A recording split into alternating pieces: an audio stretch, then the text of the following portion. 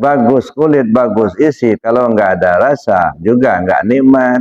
Nah, makanya tiga-tiganya Islam, iman, ihsan itu satu kesatuan. Tidak bisa diambil satu buang yang lain katanya. Nah, jadi kalau iman itu akidah, keyakinan. Nah, itu yang harus dibenahi supaya kita tidak syirik gitu ya. هل أتى على الإنسان حين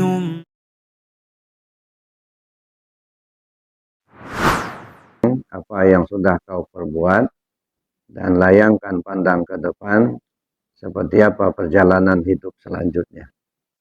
Supaya kita tidak terlena. Bapak Ibu yang saya hormati, saya sudah diberi waktu beberapa kali pertemuan, walaupun sifatnya hanya ketika ada kelebihan minggu, yaitu minggu kelima. Minggu kelima ini kan tidak setiap bulan ada. Ya, jadi ada beberapa kali pertemuan sudah kita laksanakan. Bapak Ibu bisa merasakan dan bisa memahami apa sih sebenarnya yang kita ingin cari dalam kajian-kajian kita, entah siapapun yang menyampaikan kajian itu. Ya, apa sih yang ingin kita dapatkan, yang ingin kita temukan dalam sebuah pengajian. Nah, sebab seperti saya ceritakan di awal-awal dulu, bahwa di dalam Islam ini kita mengenal ada yang namanya Arkanuddin, rukun agama. Rukun agama itu ada 3. Ada al-Islam, ada al-Iman, ada al-Ihsan. Ini yang hasil dialog antara Rasul dengan Jibril alaihissalam. Al-Islam itu kalau diturunkan dalam bidang ilmu disebut dengan ilmu syariat, ilmu fikih. Nah, ilmu fikih ini itu ilmu yang mengatur kehidupan nyata. Jadi ruang lingkup ilmu fikih itu semua ucapan dan perbuatan. Itu fikih semua. Ya. Maka sering saya sampaikan, dimanapun kita belajar, kepada siapapun kita belajar, berapapun lamanya kita belajar. Kalau yang kita pelajari itu menyangkut ucapan dan perbuatan, itu fikih. Ya. Nah, di sini kita jangan sampai berhabis masa di sini, berhabis waktu kita di sini. Nah, sebab perjalanan hidup kita masih panjang. Kalau di fikih ini akan bicara sah batal, halal, haram, dosa, pahala, surga, neraka. Itu aja. Ya, jadi siapapun yang ngajar, ya, dimanapun kita belajar, kalau belajar fikih atau syariat, itu ruang lingkupnya sah batal, halal, haram, dosa, pahala. Jadi bisa ketahuan kalau orang sudah bicara pahala, dosa, itu fikih syariat. Nah, di sini aturan-aturan lahiriah, ngatur tubuh inilah, ya, tubuh yang zahir ini, biar tubuh yang zahir ini selamat. Ya, itu satu. Yang kedua itu ada al-iman. Nah, kalau al-iman itu nggak bisa dilihat, Pak, nggak bisa didengar, nggak bisa diucapkan, nggak bisa diperbuat. Ya. Namanya iman itu keyakinan. Apakah bapak-bapak, ibu-ibu punya iman atau tidak? Nggak ada yang tahu. Nah, karena nggak bisa diucapkan. Oh, saya orang beriman, itu mah omongan mulut itu mah, ya. Apakah sudah beriman? Belum tentu. Iman itu nggak kelihatan. Ya, iman itu tidak terlihat, tidak terdengar, tidak terucapkan, tak bisa diperbuat. Nah, yang bisa dilihat hanya gejala yang ditimbulkan iman. Itu yang bisa dilihat. Oh, si bapak itu beriman. Dari mana kita tahu? Dia sholat, dia baca Al-Quran. Si ibu itu orang beriman. Dari mana kita tahu? Dia pakai jilbab, nah, dia sholat. Hanya itu ciri-cirinya. Itu gejala yang timbulkan yang iman. Apakah benar dia beriman? Wallahu a'lam. Nggak ada yang tahu. Nah, maka diturunkan dalam bidang ilmu, ini disebut dengan ilmu akidah, ilmu keyakinan. Nah, atau lebih spesifik, itu disebut dengan ilmu hakikat.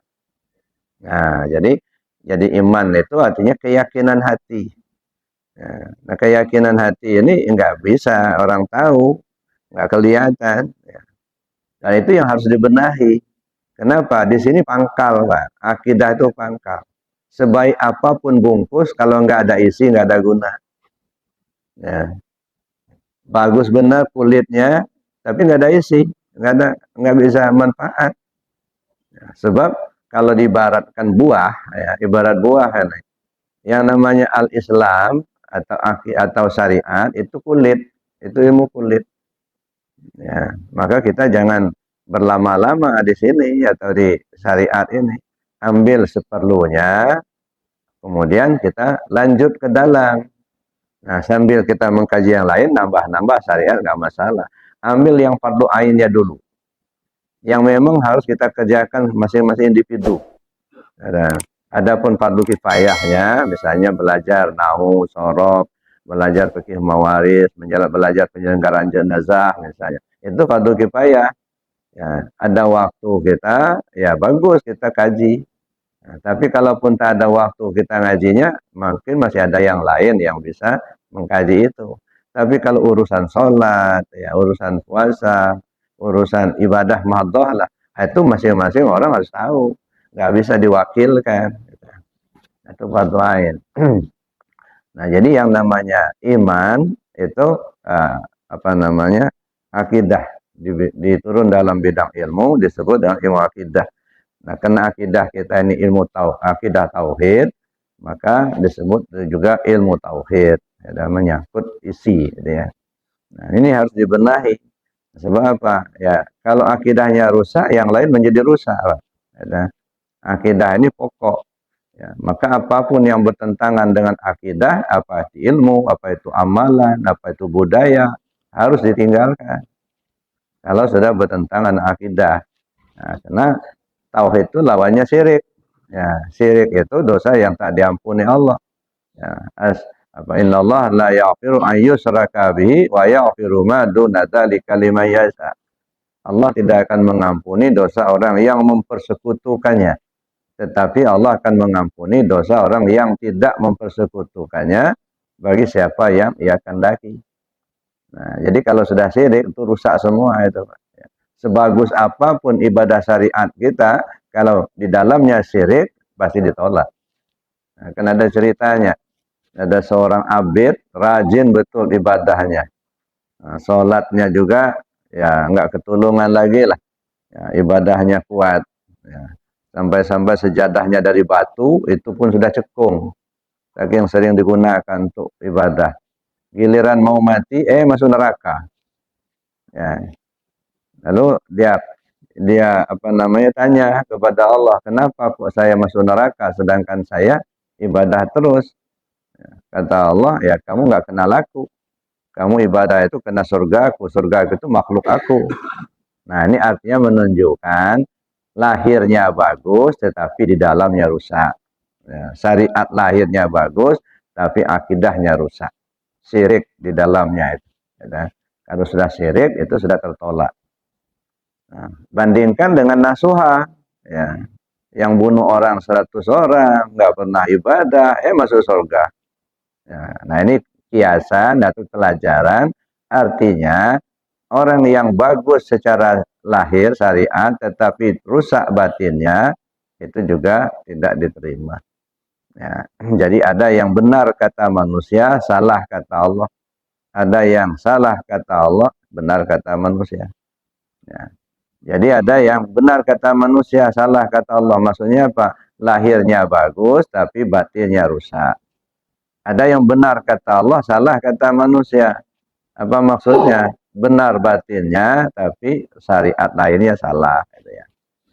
Makanya ada syariat, ada hakikat. Dua-duanya itu harus sejalan. Tidak bisa diambil satu, dibuang yang lain. Rusak yang lain. Apa artinya kulit bagus kalau nggak ada isi, saya bilang tadi. Makanya Islam itu ibarat kulit, iman itu ibarat isi. Ihsan itu ibarat rasa. Ya, jadi kulit membungkus isi menyimpan rasa. Nah, bagus kulit, nggak ada isi, nggak ada pula yang dimakan. Bagus kulit, bagus isi, kalau nggak ada rasa juga nggak nikmat. Nah, makanya tiga-tiganya Islam, iman, ihsan itu satu kesatuan. Tidak bisa diambil satu, buang yang lain, katanya. Nah, jadi kalau iman itu akidah, keyakinan. Nah, itu yang harus dibenahi supaya kita tidak syirik, gitu ya. Nah, kemudian yang ketiga disebut dengan ihsan. Nah, kalau ihsan ini kata Nabi, anta ambudallah ka'annaka tarahu fa illam takun tarahu fa innahu yaraka. Kamu sembah Allah seolah kau lihat dia. Kalaupun kau tak melihatnya, yakinkan bahwa Allah itu melihatmu. Nah, jadi ini menyangkut rasa. Ada kan? Jadi seolah-olah serasa-rasa dilihat Allah, serasa-rasa melihat Allah. Nah, ini pola ibadah. Jadi pola ibadah itu ada pola ibadahnya arif billah, ada pola ibadahnya abidillah. Arif billah itu artinya pola ibadah orang yang sudah ma'rifat kepada Allah. Ya, nah. Sedangkan pola abidillah itu artinya pola orang ibadah yang tidak ma'rifat kepada Allah, cuman rajin. Sholat 5 waktu rajin, selalu di awal waktu, puasanya rajin Senin Kemis, sedekahnya banyak, umroh tiap bulan, itu rajin ibadah. Nah, tapi dia tidak ma'rifat kepada Allah. Ya, katanya nyembah Allah, Allah yang dia sembah dia saja nggak paham. Siapa sih Allah itu? Alif lam lam ha, Allah nama. Ya, yang kita sembah bukan nama, zat yang bernama Allah. Ya, di mana zat yang bernama Allah itu? Jangan dibayangkan dia di langit. Ya, dia duduk di kursi, di aras, di langit yang ketujuh. Kalau jam 2 malam dia baru turun. Malah menisbahkan seperti makhluk. Itu enggak benar, itu syirik malah jadi. Ya. Jangan dibayangkan Allah itu ada di atas langit yang ketujuh sana. Ya. Wa huwa ma'akum aynama kuntum. Allah bersamamu dimanapun kau berada. Ya. Wa fi anfusikum afala tubsirun. Di dalam dirimu sendiri kenapa kau tak lihat ya? Ya. Nahnu aqrabu min hablil warid. Kami terlebih hampir dari urat nadimu. Jadi dekat Allah itu dengan kita. Nah, tapi udah kenal kita dengan Allah kita itu belum? Betul. Kata Allah, irji'i ila rabbiki. Kau kembali ke Tuhanmu. Jangan kembali ke Tuhan orang lain. Kita kan punya Tuhan masing-masing, Pak. Ya. Bapak kalau doa, ya Allah ya Tuhanku, katanya. Nanti ibu berdoa, ya Allah ya Tuhanku. Nah, pernah kita berdoa, ya Allah ya Tuhannya tetangga sebelah. Enggak. Ya Allah ya Tuhanku. Nah, Tuhanku itu sudah terkenal belum Tuhanku itu? Ya. Tuhan yang kita sembah itu udah paham belum? Udah ketemu belum? Harus ketemu, kayak salat tadi, Pak. Aqimis sholata li zikri. Kau salat ingat aku. Kata Allah, ingat Allah enggak kita salat. As-salatu mi'rajul mu'minin. Salat itu mi'rajnya si al-mu'min. Mi'raj itu naik. Untuk apa kita naik? Ketemu. Tadi ketemu Allah enggak?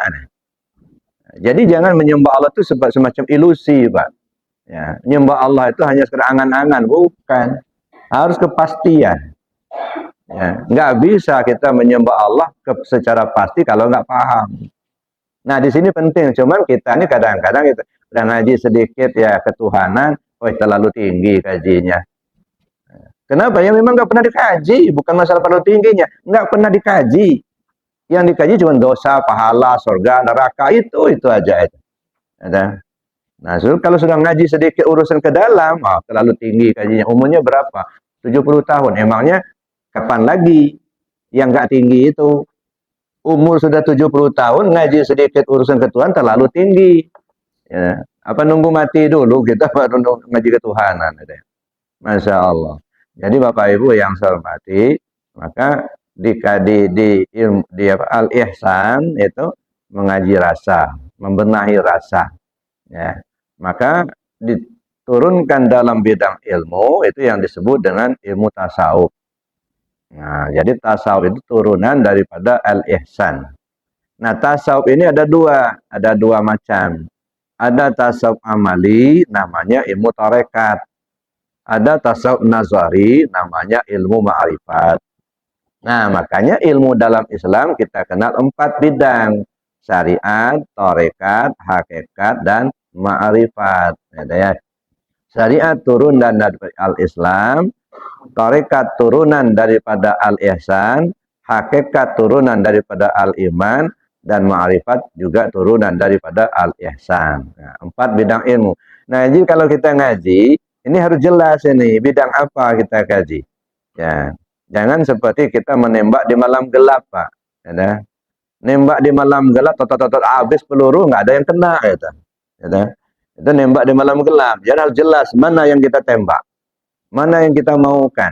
Ya, kita mau belajar syariat, membenahi ya syarat sah batal ya tentang urusan fikih.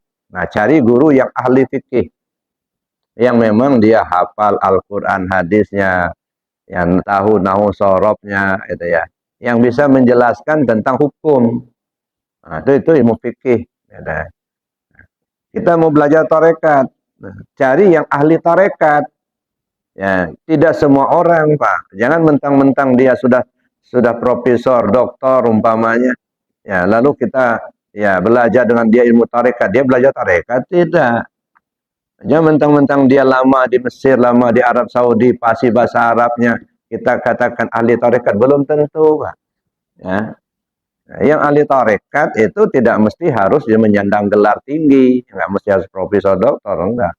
Yang ahli tarekat. Nah, ketika kita belajar tarekat kepada yang bersangkutan, yang pertama harus kita perhatikan, yang bersangkutan itu pengamal tarekat atau bukan.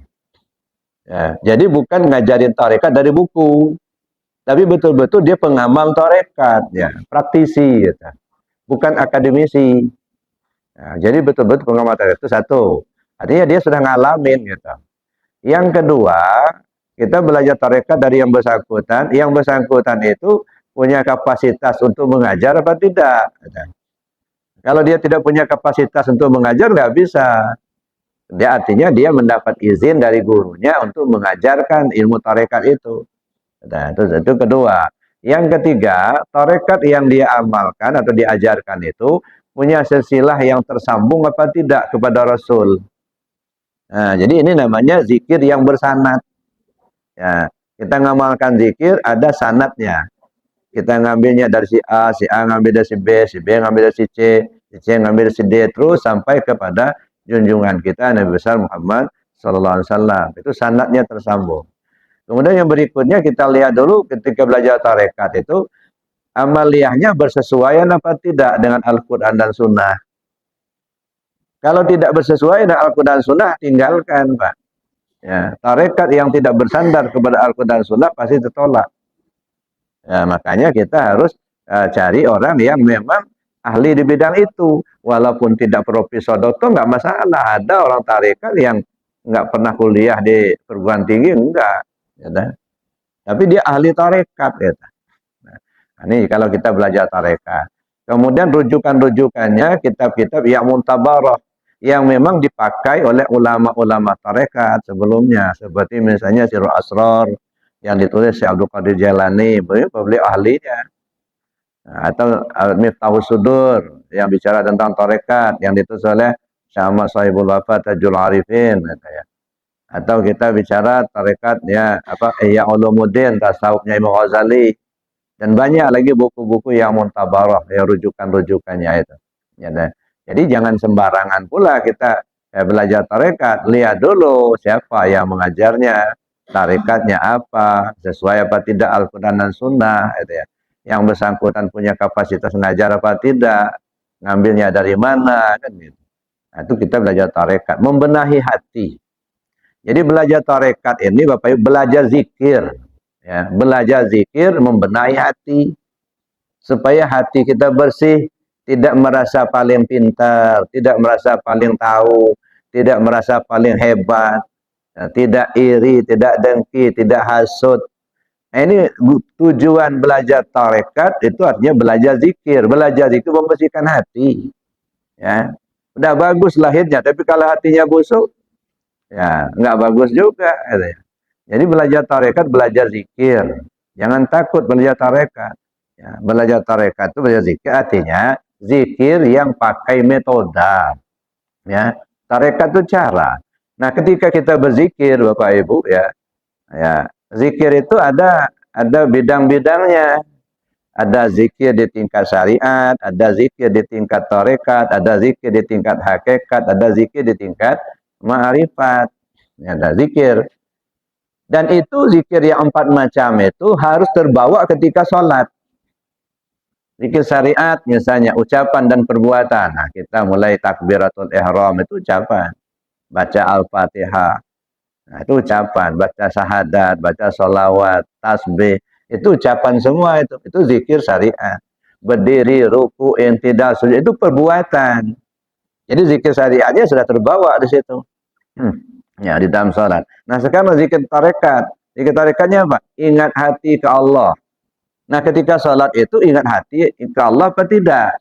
Makanya orang zikir ini, Bapak Ibu, ada 4 kategori.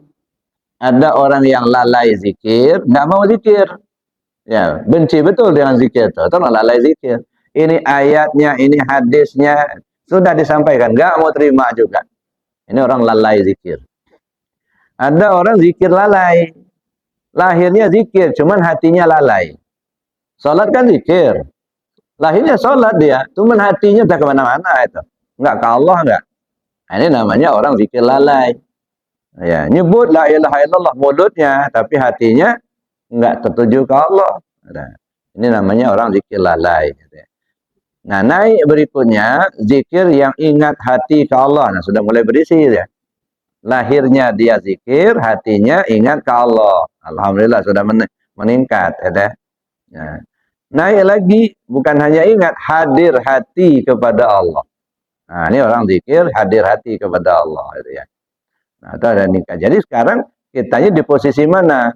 Di posisi ingat apa di posisi hadir? Gitu. Nah, jadi Bapak Ibu yang saya hormati, nah ketika kita sholat, itu zikir, tarekat terbawa, ingat hati kepada Allah. Dalam sholat juga, zikir hakikat harus terbawa. Nah, apa zikir hakikat? Dirasa. Nah, ketika Bapak Ibu sholat, Bapak Ibu merasa Bapak yang sholat apa bukan? Gitu. Nah, makanya kita benahi rasa. Gitu. Jadi, ya, merasakan siapa yang sholat, siapa yang menyembah, siapa yang disembah. Ya. Itu ketika kita pahami itu, tahulah kita masuk ke zikir hakikat dirasa. Lalu kemudian zikir ma'rifat juga harus terbawa.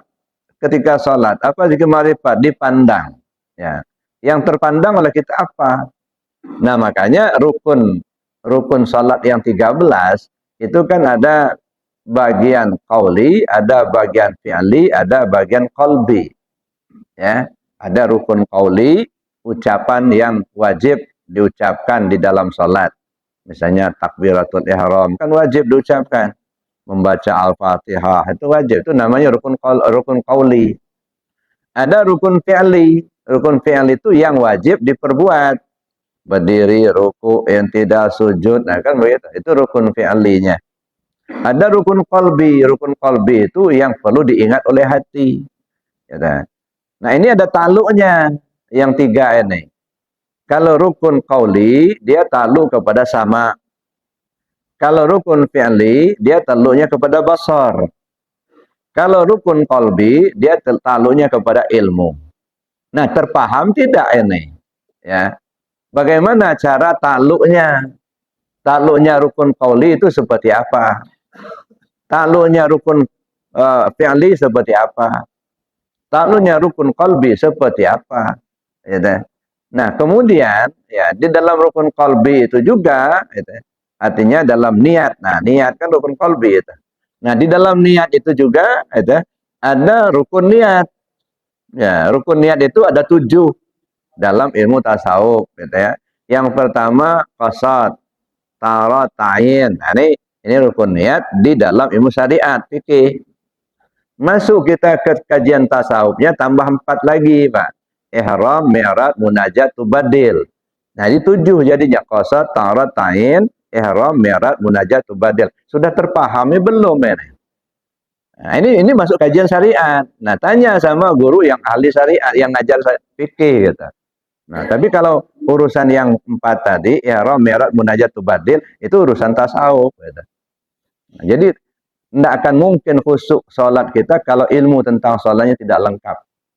Ya, jadi harus kita lengkapi sholat, membenahi amaliyah syariat itu tasawuf, Pak. Membenahi amal syariat. Jadi 4 macam zikir itu harus simultan terbawa serta ketika kita sholat tadi.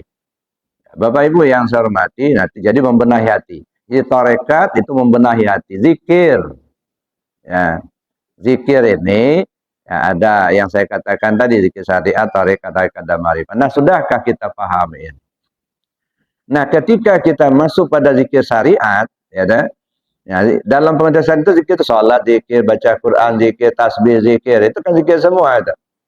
Afdalu dzikir fa'lam annahu la ilaha illallah. Zikir yang paling afdal itu adalah kalimat la ilaha illallah. Nah, la ilaha illallah ini sudah terpahami belum oleh kita? Ya? Nah, bukan hanya kalimatnya la ilaha illallah itu mah bahasa Arab. Ya, tidak ada Tuhan selain Allah itu ahli bahasanya. Mana isi kalimat ini? Isi kalimat la ilaha illallah itu. Nah, kita lihat lagi, la ilallah itu ada 4 suku kata, la ilaha illa Allah. Nah, 4 suku kata ini menghimpun sifat 20. Ya, yang sifat 20 itu ada pada diri kita sendiri. Jadi la ilallah itu sebenarnya membaca diri sendiri, ya, bagi yang paham. Cuman kita ini kadang-kadang ya bukannya kita ingin mencari, tapi begitu kita dengar mulai mencemooh begitu. Mulai itu menutup diri sendiri. Nah, kalau kita sudah nutup diri sendiri, nggak mau mengkajinya, udah, ya nggak bisa masuk. Kenapa? Karena kita sendiri yang nutupnya, ya nggak tertarik, begitu ya. Nah, itu Bapak Ibu yang saya hormati. Jadi kita belajar tarekat itu belajar zikir. Kenapa kita belajar zikir ini? Untuk menghidupkan hati. Ya, orang yang hatinya mati, tidak ingat Allah, ya, sama dengan bangkai, Pak. Ya, sama dengan pohon yang kering. Makanya kata Nabi, orang yang hatinya zikir dengan ingat kepada Allah, gitu ya. Hatinya hidup dengan zikir kepada Allah, duduk bermajlis di tengah-tengah orang-orang yang hatinya mati, tidak ingat kepada Allah, tidak obahnya seperti orang hidup duduk di tengah gelimpangan bangkai, mayat. Nah, kenapa? Karena yang hatinya nggak hidup tadi. Atau dalam hadis lain disebutkan, orang yang hatinya hidup dengan zikir, duduk bermajlis di tengah orang yang hatinya mati, tidak ingat kepada Allah, sama dengan pohon yang rindang, tumbuh di tengah pohon yang kering. Nah, jadi begitu pentingnya kita belajar zikir ini. Nah, kemudian Bapak Ibu yang saya hormati, ya hakikat itu membenahi keyakinan tadi. Nah, kemudian ma'rifat itu mengenal Allah. Nah, makanya perlu sekali kita untuk mengkaji diri kita supaya kita tahu siapa Tuhan yang kita sembah itu. Maka sering saya katakan kewajiban utama atau kewajiban pertama manusia turun ke dunia ini untuk mengenal Allah, ya, bukan untuk ibadah. Itu kewajiban pertama. Awwalu wajibin 'alal insani ma'rifatul ilahi bistiqani. Kewajiban pertama bagi manusia itu adalah mengenal Tuhan yang dia sembah dengan penuh keyakinan. Ya, itu yang pertama. Ya, ana kanzan makhfiya fa uhibbu an urafa fa khalaqtul asya liya'rifuni.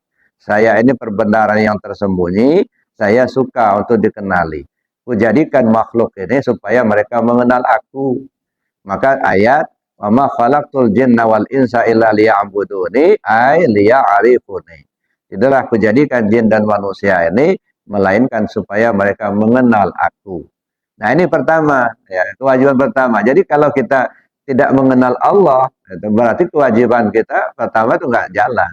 Misi utama kita nggak jalan. Ya. Nah, itu Bapak Ibu kita coba refleksi dari perjalanan hidup kita setahun yang lalu ini. Di tahun 2024 kita sudah berada di penghujung tahun ini.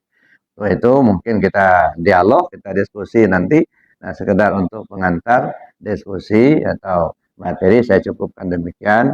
Nah, mari kita coba mendiskusikan apa sih sebenarnya yang kita ingin cari dalam hidup ini. Kita lakukan pengajian ini apa sih yang kita maukan, kita.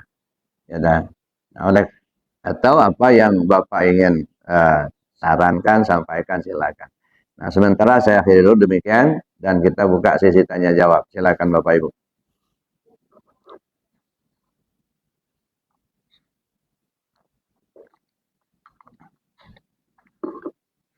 Ada yang mau tanya, Ibu? Ya, santai aja Bu, jangan tegang-tegang. Ya silakan. Ya. Ada mic-nya, mana petugasnya? Ada petugasnya enggak ini?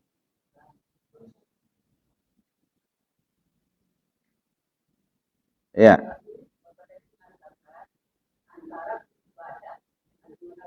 ya, ya.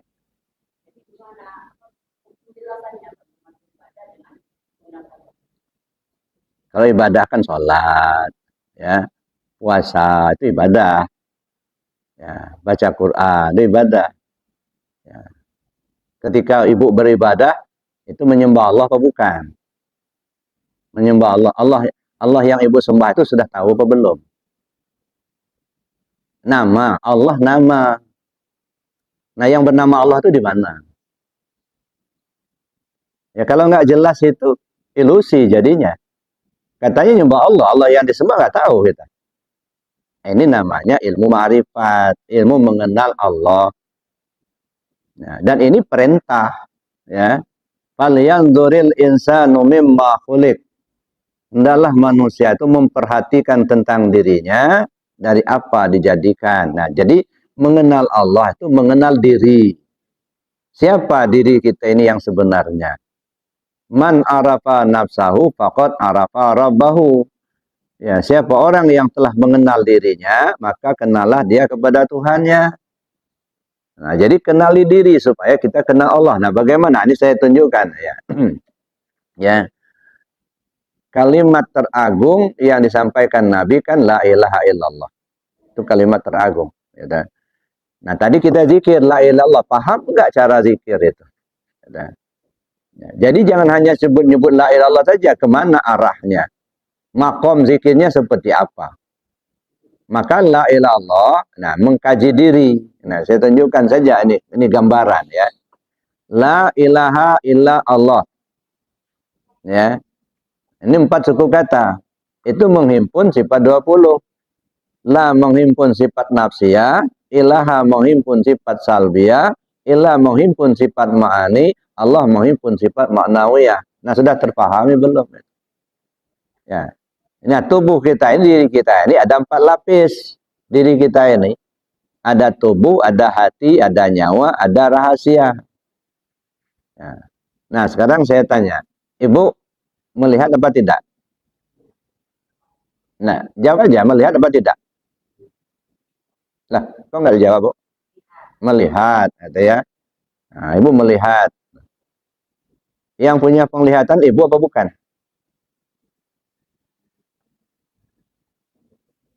Nah, ini kita berpikir, maka sekarang nggak usah tegang-tegang, Pak. Nyantai aja, yang penting kita paham. Nah, sekarang Bapak Ibu melihat apa tidak? Melihat. Yang melihat itu mata apa bukan? Mata. Nah, mata yang melihat. Ya. Kalau mata yang melihat, mayat ada mata enggak? Mata mayat, orang udah mati, copot enggak matanya? Enggak. Masih bisa melihat enggak mayatnya? Enggak bisa. Berarti bukan mata itu yang melihat. Ya. Kalau mata melihat, mestinya mayat masih bisa melihat, karena matanya kan masih ada. Nah, kan? Jadi sebenarnya melihat itu yang mana itu? Mata itu hanya casingnya aja. Sarangnya. Yang melihat itu bukan mata, basor. Basor itu punya siapa? Punya Allah. Berarti kita punya apa enggak? Enggak punya. Nah, kenapa masih mengaku Bapak yang melihat? Ibu yang melihat? Nah, ini cara kita untuk mengkaji diri kita itu. Untuk memahami adanya Allah. Ya. Perasaan kita nih, tadi Bapak Ibu sholat berdiri apa duduk? Berdiri. Nah, kok bisa berdiri? Kenapa? Karena kuat kan? Coba kalau nggak kuat berdiri kan nggak bisa berdiri. Ada kemampuan kita untuk berdiri. Nah, ada kekuatan kita untuk berdiri. Nah, kekuatan itu punya Bapak Ibu atau bukan? Punya Allah. Nah, kenapa masih ngaku punya kekuatan? Saya kuasa berdiri. Dari awal, begitu azan dikumandangkan, hayya ala sholah, apa yang Bapak Ibu jawab? La haula wa la quwata illa billah. Itu omongan. Ya, tiada kekuatan, tiada kemauan melainkan dengan Allah. Itu yang kita ucapkan. Tak ada kemauan, tak ada kekuatan. Ya. Nah, sekarang Bapak Ibu keluar rumah, berarti ada kemauan. Nah, terus berjalan, ada kekuatan. Katanya tadi tidak ada kemauan, tidak ada kekuatan. Nah, sekarang ada maunya keluar rumah ke masjid, ada kemampuan untuk berjalan. Nah, yang berjalan itu siapa? Kemampuan siapa itu? Kemampuan kita. Katanya kita la haula wala quwata illa billah. Nah, di sini yang kadang-kadang trouble-nya, Pak. Di satu sisi kita ngomong la haula wala quwata illa billah, tetapi di sisi lain kita masih merasa kitalah yang punya kekuasaan. Kita kuat tuh berdiri ini. Ya, kita punya ilmu ini. Ya, ini kata kita. Ya, berarti kita ngebohongin diri sendiri itu. Ya. Udah ngomong la haula wala quwata illa billah, tapi masih juga merasa kita yang kuasa, kita yang kuat, kita yang melihat, kita yang mendengar. Jadi mana sih yang benar omongannya itu? Ya. Nah, ini kita membohongin diri sendiri. Nah, serahkan itu kepada Allah. Yang kuasa itu Allah, yang melihat itu Allah, yang mendengar itu Allah. Kita nggak punya kemampuan apa-apa. Nah, jadi kenal diri kita lemah, bahwa Allah lah yang kuasa. Kenal diri kita ini buta, yang melihat itu Allah. Kenal diri kita ini tuli, yang mendengar itu Allah. Kenal diri kita ini bodoh, yang pintar itu Allah. Ya, nah, itu kita mengkaji diri supaya kenal Allah begitu. Jadi tidak ada lagi akulah yang kuasa, aku yang pintar, aku yang berilmu, aku yang hebat, tidak ada lagi. Makanya kata Allah, wa anfiqu mimma razaqnakum min qabli an ya'ti ahadakumul maut. Serahkan apa yang sudah Allah berikan padamu sebelum kematianmu datang. Cuman di kita ini kalau bicara infak, ya dah, itu duit, ya dah. Padahal itu enggak mesti harus duit. Wa anfiqu mimma razaqnakum. Serahkan apa yang sudah kami berikan padamu. Apa yang berikan Allah? Kita diberi pinjam oleh Allah penglihatan. Kita dipinjamkan oleh Allah pendengaran. Kita dipinjamkan oleh Allah hayat supaya hidup. Kita dipinjamkan Allah qadrat supaya ada kekuatan. Kita dipinjamkan Allah iradat supaya ada kemauan. Itu pinjaman semua itu. Nah, kalau itu pinjaman bukan milik. Siapa yang punya? Allah yang punya. Jangan ngaku-ngaku itu milik kita. Gitu. Nah, oleh karena itu kata Allah, serahkan sebelum kematianmu datang. Nah, bagaimana menyerahkan ini? Nah, ini kajian tasawufnya. Ya, makanya kajian tasawuf itu dua, itu ya. Yang susah itu. Pertama, mengembalikan pinjaman. Yang kedua, menghilangkan sangkutan. Nah, itu gunanya kajian tasawuf itu. Mengembalikan pinjaman. Itu pinjaman semua itu. Apa Bapak ini melihat? Enggak, yang melihat itu Allah. Cuman kita dipinjamin. Yang mendengar itu Allah. Cuman kita dipinjamin supaya sama, supaya dengar. Nah, karena itu pinjaman semua, balikkan. Nah, bagaimana cara mengembalikannya itu? Tidak cukup hanya ngaji, Pak. Harus zikir. Ya, percuma ngaji terus-terus kalau nggak diamalkan zikirnya.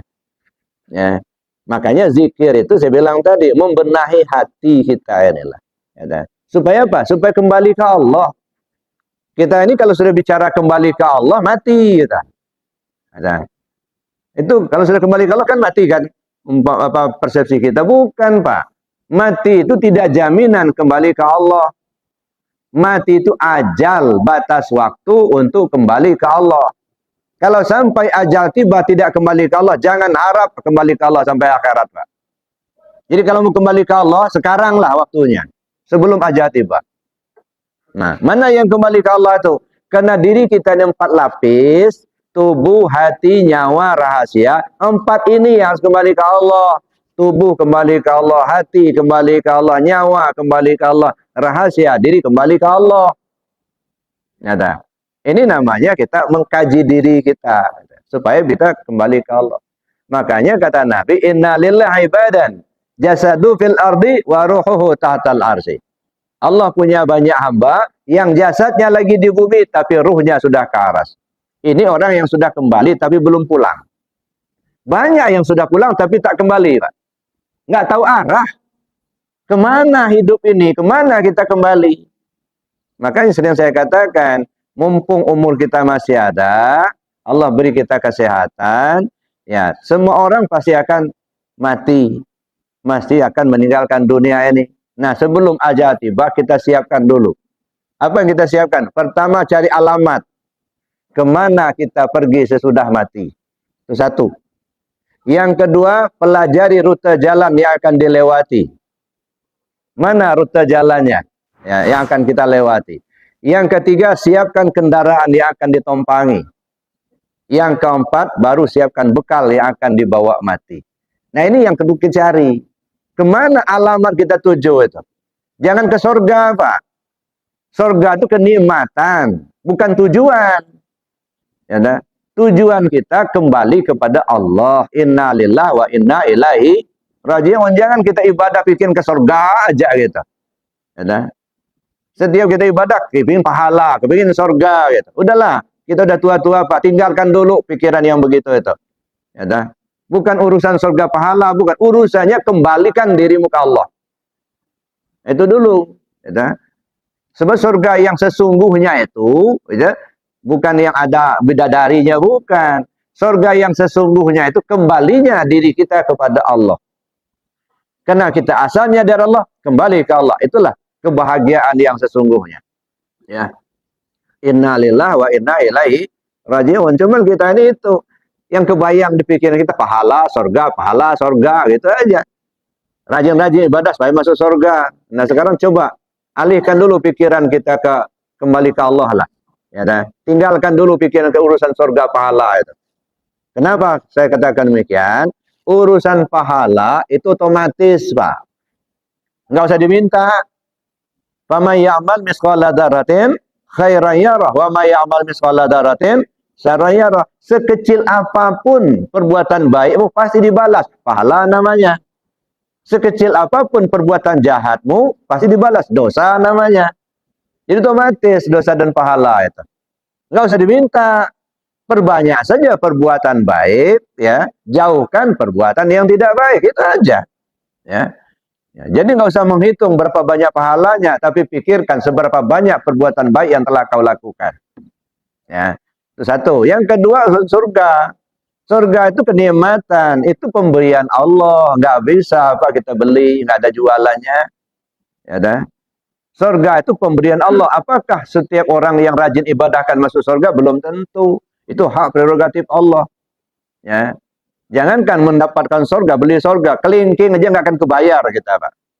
Ya dah. Maka itu kalau dapat surga bukan karena jerih payah kita beribadah, bukan. Karena rahmat Allah. Karena Rahman dan Rahimnya Allah, kasih sayang Allah, gitu. Ya, bukan karena kita rajin ibadah, gitu. Jangan pula nuntut di akhirat nanti, mana surga saya ya Allah, saya kan rajin sholat, nggak bisa, Pak. Gitu. Nah, kenikmatan, jadi surga itu adalah suatu kenikmatan. Maka kenikmatan ini bertahap, bertingkat, ya. Ya nggak usah ke surga ke akhirat lah, sekarang aja. Nah, kenikmatan orang-orang yang kaya berduit tentu beda dengan kita orang miskin, Pak. Ya, kenikmatan mereka kalau makan misalnya penuh meja makanan enak semua, atau baru mereka nikmat. Atau mereka pergi ke tempat tempat-tempat wisata nikmat. Kalau kita orang miskin nggak ke sana arahnya. Ya, coba misalnya ada orang penuh meja makanannya, ya, ada rendang padang, ada sebontot, dia, ada macam-macam lah, ayam goreng. Cuma yang bersangkutan sakit. Kira-kira nikmat nggak makannya? Enggak. Ya. Makanan enak banyak, cuman tak enak makan. Nikmat nggak? Enggak. Tapi ada orang sehat. Ya, katakanlah kita petani lah gitu di kampung.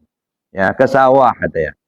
Ya, cuman hanya goreng ikan asin sama cabai giling, nasi sepiring, habis, Pak. Nikmat rasanya. Jadi kenikmatan itu dirasa, Pak. Maka nggak bisa diukur. Ya, kenikmatan antara satu orang dan yang lain mungkin beda. Maka itu hak prerogatif Allah yang memberi. Maka saya bilang, orang sakit walaupun makanannya banyak, makan enak, apa dia enak makan? Belum tentu. Tapi orang sehat, mungkin makannya sederhana tapi enak makan. Saya bilang lebih baik menyembelih ayam sakit tapi kita sehat daripada menyembelih ayam sehat cuma kita sakit. Ya. Nggak akan habis nggak? Nah itu Bu. Jadi mengenal diri itu Bu. Supaya kenal Allah. Ya, ya yang lain. Ini maunya yang di luar tuh mengaji dulu ke dalam gitu ya maunya. Ngumpul di luar dalam dulu. Nah, supaya jangan ngobrol di luar. Ya. Assalamualaikum warahmatullahi wabarakatuh.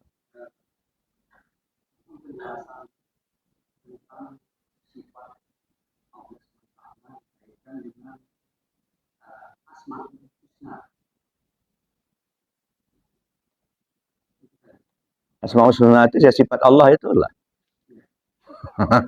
Asmaul Husna itu nama-nama Allah itu jadi sifat Allah. Ya. Sifat yang 20 itu kita wajib kenal karena disifatkan Allah ke diri kita. Sifat Allah itu banyak sekali, Pak. Ribuan. Semua sifat jamal dan kamal itu sifat Allah. Ya, cuman bukan hanya 20 sifat Allah itu. Kenapa 20 yang perlu kita kaji? Karena 20 macam sifat itu yang disifatkan ke diri kita gitu. Ya, kalau Asmaul Husna itu nama-nama itu ya sifat. Ya, Ar-Rahman itu kan sifat, Ar-Rahim, ya. Al-Jabbal, Al-Mutakabbir, Al-Ghaffar. Itu sifat Allah semua itu. Menjadi nama. Ya. Nah, yang Bapak mau kan yang mana?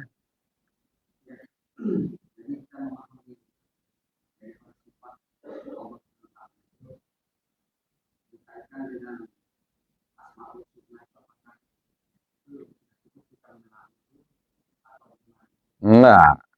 Asmaul Husna itu nama Allah, ya kan? Nah, dan nama Allah itu sebenarnya 99 kan Asmaul Husna itu. Bahasa Arabnya Asmaul Husna, nama yang bagus 99. Tapi sebenarnya ada 100, Pak, satu yang tersembunyi. Ya. Nah, yang tersembunyi itulah yang perlu kita cari gitu. Ya. Siapa yang menemukan yang satu yang tersembunyi itu dia akan mendapatkan yang 99. Nah, jadi saya pikir itu ya terlalu jauh, Pak. Ya, hafalkan saja, amalkan saja itu. Yang penting Bapak kaji 20 sifat itu. Ya, dah. Asmaul Husna itu cukup kita baca, kita amalkan, ya, dah. Nanti baru kita pahami lebih jauh. Tapi yang paling pokok 20 sifat itu. Ya. Tidak usah dikaitkan dengan Asmaul Husna. Mana 20 sifat Allah yang terkait dengan diri Bapak, itu yang penting. Bukan terkait dengan Asmaul Husna. Ya. Yang 20 macam sifat wajib, sifat Allah itu wujud, qidam, baqa, mukhallaf, falil hawadis. Nah, ke diri Bapak yang mana? Sifat Allah yang 20 itu di dalam diri kita itu yang mana? Itu yang perlu dikaji. Ya, kan? Jadi nggak usah ngaitkan sifat 20 dengan Asmaul Husna. Kaitkan dengan diri kita. Kenapa? Karena yang penting kan kita ini. Kita yang harus bertauhid kepada Allah. Gitu. Nah, jadi itu Pak. Yang Bapak cari sekarang ini menurut saya, tidak usah kaitkan sifat 20 dengan Asmaul Husna. Kaitkan dengan diri Bapak dulu. Ya, jadi kalau mau cari, mana sifat 20 dalam diri kita, gitu. Supaya kita kenal diri kita. Kenal diri kita akan kenal kita kepada Tuhan kita. Nah, jadi yang terkait itu sifat 20 kepada diri sendiri. Bukan sifat 20 terkait dengan Asmaul Husna. Paham Pak ya maksudnya? Nah, yang perlu dicari itu Pak. Yang sifat 20 dalam diri Bapak itu yang mana? Nah, ini yang perlu dikaji. Wujud, mana wujud? Ada. Mana ada? Menunjukkan ada itu apa? Ya tubuh kita. Ya, nah. Kidam, mana kidam? Bako, mana bako? Dalam diri kita. Nah, itu dikaji satu persatu. Tujuannya apa? Supaya kita mengenal Allah. Kenal kita kepada sifat Allah yang ada pada diri kita, akan kenallah kita kepada yang punya sifat. Gitu ya. Ibu-ibu misalnya ingin masak, ingin nyayur, butuh asin. Yang ibu cari apa? Hah? Bapak, ibu butuh asin. Yang ibu cari apa? Garam, begitu. Nggak usah nyari asin. Garamnya saja cari, nanti asin dapat sendiri. Gitu. Bapak-bapak mau minum kopi, minum teh, baru ada manis. Ketika kita ingin manis, yang kita cari apa? Gula. Cari saja gula, nanti manis dapat. Gitu. Nggak usah nyari manis, repot, ya, dan tidak ada jualannya. Nah begitu juga Pak, kaji saja diri, Bapak akan tahu dengan yang punya diri. Ya. Siapa orang yang kenal dirinya, kenal dia pada Tuhannya. Kalau nggak kenal diri, bagaimana mau kenal sama Tuhan? Diri aja nggak kenal. Mana yang diri kita yang sebenarnya? Nah, itu yang perlu dikaji. Ada diri yang zahir, ada diri yang batin. Diri yang zahir jasmani namanya. Diri yang zahir ruhani namanya. Nah, ruhani itulah diri kita yang sebenarnya. Kalau ini mah casing. Ya, jangan bangga dengan tubuh zahir ini dulu. Ini casingnya. Ya, nah. Pakaian di dunia. Yang diri kita yang sebenarnya, ya ruh kita itu. Itulah penghuni rumah. Ini rumah. Ya, maka saya katakan tubuh ini tidak ubahnya kuburan. Kuburan berjalan, nah inilah dia tubuh ini. Ya, dah. Siapa yang terkubur? Nah, diri kita lagi terkubur nih sekarang ini. Ya, ruh kita itu. Nah, kalau dikatakan mati, itu artinya apa itu? Ruh kita melepaskan tubuh itu mati. Jadi yang mati itu apa? Jasad yang mati. Kalau ruh kita nggak pernah mati, nggak. Ya, dah. Wala taqulu lima yuqtalu fi sabilillahi amwat bal ahya walakin la tashurun. Jangan kamu kira orang yang terbunuh di jalan Allah itu mati. Mereka hidup cuma kamu nggak tahu. Terbunuh di jalan Allah artinya apa? Yang mati sesuai ketetapan Allah.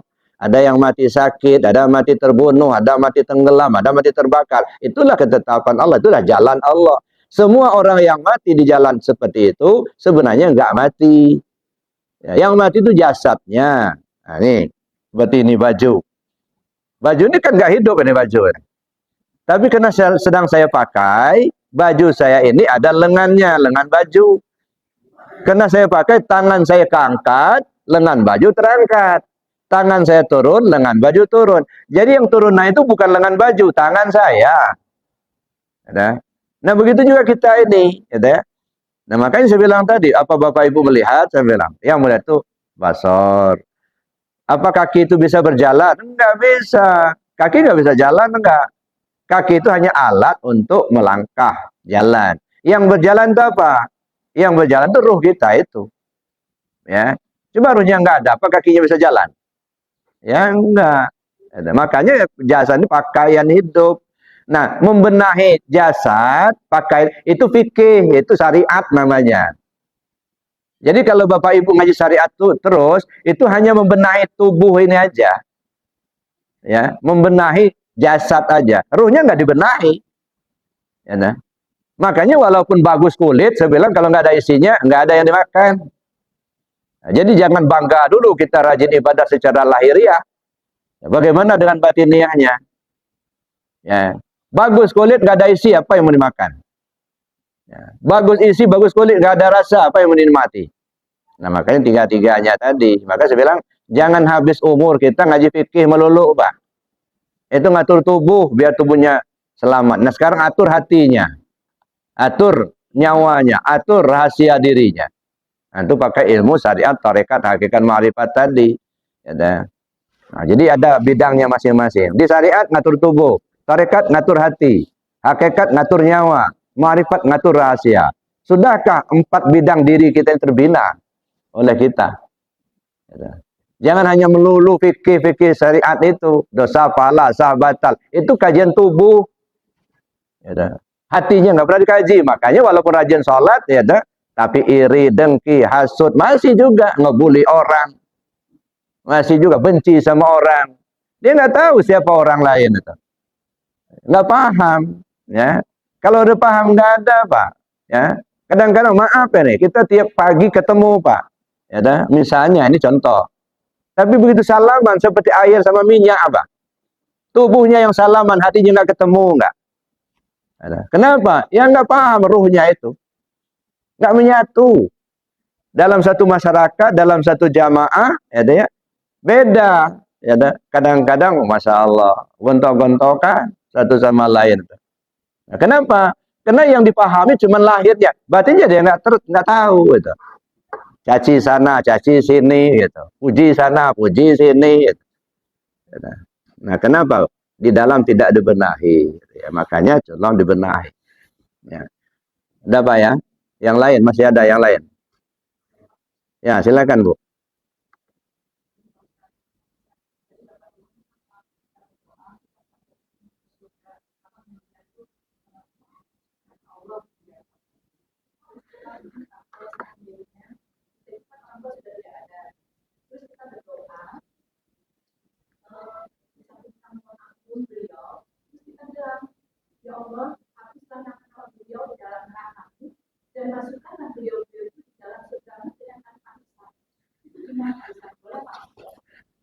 Itu kan doa kok ya. Doa itu permintaan. Kalau dikasih ya, kalau enggak itu doa. Hapuslah nama-nama mereka dari neraka, masukkan nama mereka ke surga. Yang menghapus itu siapa? Nah itu kan.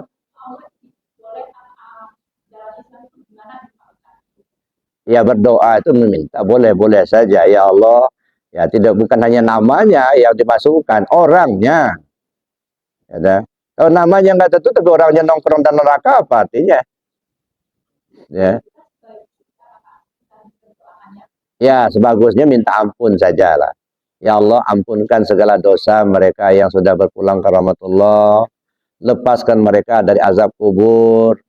Ya, bebaskan mereka dari azab neraka, masukkan mereka ke dalam surgamu. Artinya lepaskan dari sengsara, masukkan dalam kebahagiaan. Itu namanya lepas dari neraka, masuk ke dalam surga. Mungkin sekarang juga kadang-kadang kita masuk neraka, kadang-kadang masuk surga. Pernah nggak Bapak Ibu merasakan satu kenikmatan, kesenangan? Pernah nggak? Ya, baru terima duit senang gitu ya. Nah, itu surga. Pernah nggak Ibu merasakan susah, sedih, gelisah? Pernah kan? Nah, itu neraka itu. Maka saya bilang tadi, surga neraka kenikmatan dan kesengsaraan. Ya, jangan dikira kalau di surga itu nanti kayak berlapis-lapis, kayak kue lapis, ya enggak. Ya, kan? Berstrata, artinya kenikmatan itu berstrata. Ada kenikmatan seseorang, beda dengan kenikmatan orang lain. Gitu ya. Nah, itu kenikmatan. Kenikmatan itu Allah yang ngasih. Maka kita minta, tapi bukan tujuan. Ya, surga bukan tujuan. Tujuannya kembali ke Allah, itu tujuan. Ini maaf Bapak Ibu, ini contoh, ini sebagai contoh. Sekarang kita jadi manusia yang sempurna. Alhamdulillah. Allah takdirkan kita jadi hamba Allah, manusia yang sempurna. Gitu ya. Kira-kira ya dah, kalau kita pindah ke satu kampung seperti kita sekarang ini, kita pindah ke Jakarta atau pindah ke Amerika, ya, diri kita masih sehat seperti ini. Tinggal di sana, kita di Amerika sana, kira-kira senang nggak? Pasti senang kan? Karena kita dalam keadaan seperti ini sekarang, lalu kemudian kita pindah di kota lain, di Amerika misalnya, alhamdulillah kita ada rumah yang bagus di situ, makanan cukup di sana, kan senang kan? Nah, bayangkan, andaikan, mohon ampun kepada Allah, umpama, ini umpama, sekarang kita di Lampung kita seperti ini, ya. Kemudian kita alhamdulillah ada rumah, ada tempat tinggal, segala yang dimakan ada. Walaupun kita harus mencari dulu. Misal, ini misal, pindah ke tempat lain, ke Amerika, tapi jadi burung. Dimasukkan orang dalam sangkar. Dikasih makanan cukup, minuman cukup, sangkarnya bagus. Senang apa tidak? Mana yang lebih senang? Ibu seperti pertama tadi. Ya, bentuknya seperti ini sekarang, ke Amerika juga seperti ini gitu. Bebas. Nah, sekarang jadi burung, dikurung dalam sangkar. Tapi makan dikasih. Kenikmatan, nikmat juga burungnya. Ya. Burungnya nikmat. Kenapa? Makanan cukup. Ya, minuman cukup, cuman dikurung dalam sangkar. Kira-kira mana yang enak gitu? Yang bebas seperti biasa atau jadi burung dalam sangkar? Itulah gambarannya. Ya makanya saya katakan tadi, surga itu kenikmatan. Yang terpenting gimana kembalinya diri kita ke Allah, itu yang terpenting. Apa bisa dijamin? Ya, setelah mati nanti masih begini bentuknya, masih tampan seperti, masih cantik seperti ini, ya, atau sudah berubah wujud menjadi monyet? Nauzubillah. Yang kata Nabi kan waktu Isra Mi'raj itu ada manusia separuh binatang, separuh manusia kan gitu. Nah, itu gambaran, tidak selamat. Jadi yang selamat itu apa? Kembalinya diri kita ke Allah itu yang selamat. Setelah selamat dapat kebahagiaan, surga namanya gitu. Jadi yang dibutuhkan apa? Selamat dulu, pulang ke Allah. Setelah selamat pulang ke Allah, baru kita menikmati kebahagiaan. Makanya saya bilang tadi, surga yang sesungguhnya kembalinya diri kita ke Allah. Itu yang harus diusahakan sekarang ini. Maka dari awal itu saya bilang, udahlah urusan pahala surga singkirkan dulu dari pikiran kita. Sekarang gimana cara kita, umur yang tinggal sedikit ini untuk kembali ke Allah dulu. Nah, bagaimana cara kembali ke Allah? Kaji ilmu tasawuf. Tidak bisa kalau nggak tasawuf, Pak. Nah, ya kalau fikih ya sudahlah. Alhamdulillah sekedar kita amalkan sudah tahulah kita. Ya, mana sah mana batal sudah. Tapi siapa diri kita ini? Nah, ini yang perlu kaji, itu tasawufnya. Nah, jadi jangan sampai kita habis umur kita tidak kembali kepada Allah. Maka saya bilang tadi, kembali ke Allah itu bukan mati, mati itu ajal, batas waktu untuk kembali. Yang kembali ke Allah itu diri kita, tubuh kembali ke Allah, hati kembali ke Allah. Apa tubuh kembali ke Allah? Tubuh kembali ke Allah itu artinya aktivitas kehidupan kita di dunia ini mengacu kepada aturan Allah dan Rasul. Yang halal ambil, yang haram buang. Perintah laksanakan, larangan tinggalkan. Kalau itu sudah kita laksanakan, ini namanya tubuh yang sudah kembali ke Allah. Satu dimensi berhasil. Nah, sekarang yang kedua, hati kembali ke Allah. Apa hati kembali ke Allah? Terpaut hati hanya ke Allah saja. Nggak nyangkut ke duit, nggak nyangkut ke jabatan, nggak nyangkut ke makhluk, nggak nyangkut. Tersangkut hati hanya kepada Allah. Nah, kalau hati kita sudah tersangkut hanya kepada Allah, itu baru disebut hati kembali ke Allah. Sekarang kan masih nyangkut-nyangkut, Pak. Nyangkut ke duit, nyangkut ke jabatan, nyangkut ke harta, gitu. Nah, sehingga nggak fokus, hati nggak kembali ke Allah. Nah, gimana kita mau selamat? Gitu. Makanya hati itu ya rumah Allah, Baitullah. Biarlah yang punya rumah saja yang menghuninya. Jangan yang lainnya yang memenuhi rumah. Yang punya rumah kadang nggak ada rumah. Gitu.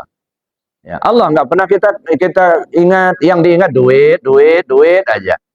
Yang diingat kita yang kuasa, kita yang hebat, kita yang berilmu. Lupa dia sama Allah. Yang diingat jabatan, gimana supaya naik. Gitu.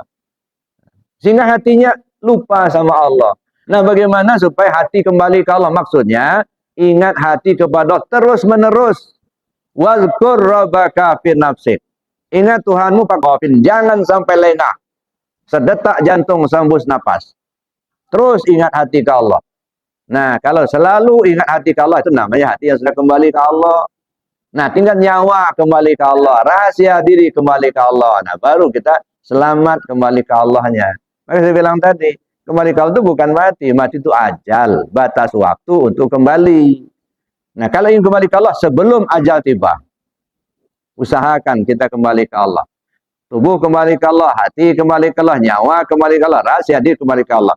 Maka jangan sekali-kali, oh terlalu tinggi. Nggak ada istilah, Pak. Karena nggak pernah ngaji, gitu. Makanya terasa tinggi. Gitu. Ya. Kalau dikaji, enggak, itu kebutuhan kok itu. Ya. Saya kira gitu, Bu, ya. Nah, jadi kalau berdoa boleh-boleh saja, namanya doa kan. Nah, tapi maksudnya ya artinya bukan namanya jangan ditulis di dalam neraka. Ditulis dalam neraka tapi orangnya di surga enggak masalah. Ya, bukan persoalan nama tertulis bersama Allah tidak gitu. Makanya kata Rabi Adawi ya Allah, biarlah saya masuk neraka asal bersamamu. Kalau saya beribadah mengharapkan pahala, serahkan pahala itu kepada mereka yang butuh. Aku enggak butuh. Yang kubutuh hanya engkau. Ya, ilahi anta maksudi. Ya Allah, kau yang kutuju. Sehingga terpaut hati kita ke Allah aja. Jangan ke pahala ke surga. Ya, biarlah masuk neraka asal bersama Allah. Ya. Ya, kenapa? Karena Allah itulah yang menyelamatkan. Nabi Ibrahim masuk api, tapi selamat. Ya, itu masuk neraka, katakanlah, tapi bersama Allah. Masuk unggunan api, tapi dia selamat, nyaman. Ya, Fir'aun bergelimangan harta, kekuasaan, masuk neraka. Nah, itu kan. Jadi kenikmatan belum tentu menyelamatkan. Yang menyelamatkan itu Allah. Itu Bu ya. Nah, makasih. Baik Bapak Ibu, karena waktu sudah agak siang. Ya, yang kedatang saya pikir harus fokus, Pak. Apa sih yang kita maukan? Ya, apa kita mau mengkaji sahbatal halal haram? Atau kita ingin mengkaji tentang Tuhan kita, mengenal Tuhan kita, membersihkan hati kita pakai zikir. Ya, maka terus terang Pak, di tempat lain kan banyak saya ceramah bahas subuh ya nih. Ya, saya sudah kasih tahu, saya kalau hanya sekedar ceramah lebih baik nggak usah. Ya, tujuan saya bagaimana membina jamaah zikir. Ya, sebelum kita ceramah, selesai sholat kita zikir. Kalau nggak mau, lebih baik ganti yang lain. Saya nggak mau. Saya bukan hanya untuk apa namanya ceramah aja, enggak. Membina jamaah. Gimana kembali ke Allah. Nah, jalurnya gitu ya. Artinya kita laksanakan zikirnya. Jangan hanya diketahui tapi tidak laksanakan. Lebih baik nggak usah. Ya.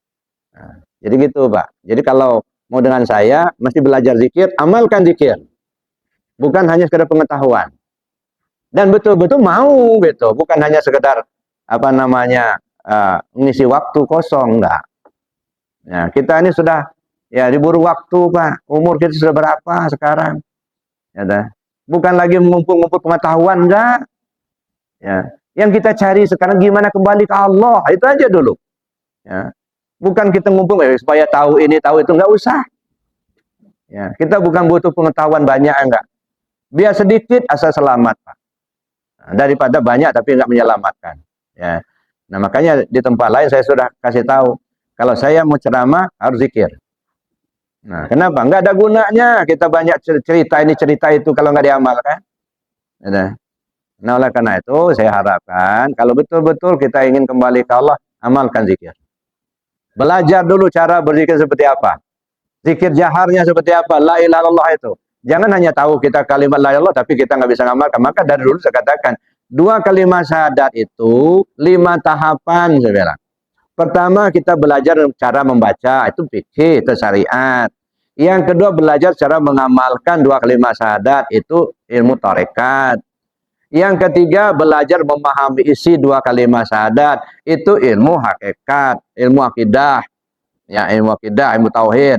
Yang keempat memahami posisi. Kapan kita dalam posisi syahadat tauhid, kapan kita dalam posisi syahadat rasul. Itu ilmu hakikat. Harus tahu posisi. Nah, kita posisi syahadat tauhid seperti apa? Kapan kita dalam posisi syahadat tauhid? Kapan kita dalam posisi syahadat rasul? Nah, tahu posisi itu ilmu hakikat. Yang kelima, tahu cara makai. Hidup yang akan dipakai kok mati bisa ditompah. Itu ilmu marifat. Ya, nah, ini 2 kalimat syahadat ya nih. Ini kadang-kadang kita merasa cukup, sudah cukup membaca saja, enggak cukup, Pak. Isinya apa? Cara makainya gimana gitu. Nah, ini waktu kita sudah kasih ini. Waktu kita sudah umur sekian tahun, puluh tahun, 60, 70 tahun. Kapan lagi kita akan mencari itu? Ya, dikejar aja belum tentu kita sampai, Pak. Apalagi kita berleha-leha. Ya, nah. Urusan fikih ya sudahlah, sudah kita kerjakan sebatas yang perlu kita laksanakan. Benahi di dalam dulu. Jangan sampai kita pulang hanya bawa kulit, Pak. Nggak ada isi. Ya, na'udzubillah. Ya. Saya kira cukup. Masih ada, Pak? Nggak ada. Ya keluarkan aja apa yang Bapak maukan, apa yang Bapak pikirkan gitu ya. Supaya kita bisa membuka wawasan itu. Kalau ada, kalau enggak ya udah kita tutup. Nah, yang kedatang saya harapkan kalau saya mau misi ini ya kalau enggak apa-apa. Ketika ngaji itu jangan ada yang di luar, Pak. Ngaji yang ngaji betul gitu. Jadi bukan penonton, tapi kita betul-betul belajar. Ya. Saya kira demikian Bapak Ibu, mari kita tutup dengan sama-sama membacakan doa dan kafarat majelis. Bismillahirrahmanirrahim. Sama-sama. Allahumma inni astaudi'uka ma 'allamtani wardudhu ilayya inda hajati wala tansani ya rabbal alamin. Ya Allah, aku serahkan kepadamu apa yang sudah engkau ajarkan kepadaku. Kembalikanlah dia kepadaku di saat aku membutuhkannya. Janganlah engkau buat aku lupa. Subhanakallahumma wa bihamdika asyhadu an la ilaha illa anta astaghfiruka wa atubu ilaik. Assalamualaikum warahmatullahi wabarakatuh. هل أتى على الإنسان حين